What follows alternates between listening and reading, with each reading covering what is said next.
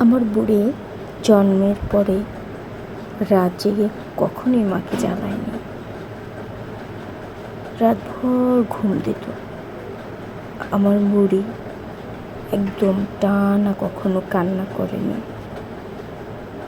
আমার বুড়ি এখনো ভ্যাঁ ভ্যাঁ করে টানা কান্না করে না।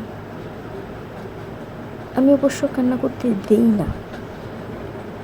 ওর চোখে পানি চলে আসলেই তো আমার খবর হয়ে যায়। তাই আমার মেয়ে কান্না করবে এমন কিছু আমি সাধারণত করতে চাই না।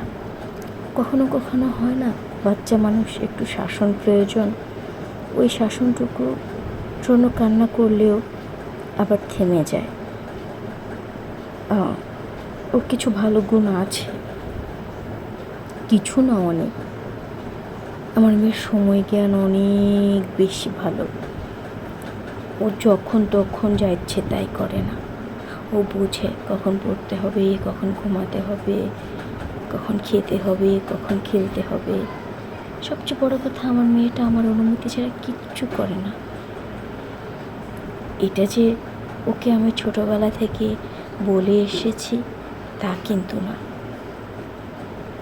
আমি খেয়াল করেছি কোনো কিছু ও কখনই মায়ের অনুমতি ছাড়া করে না।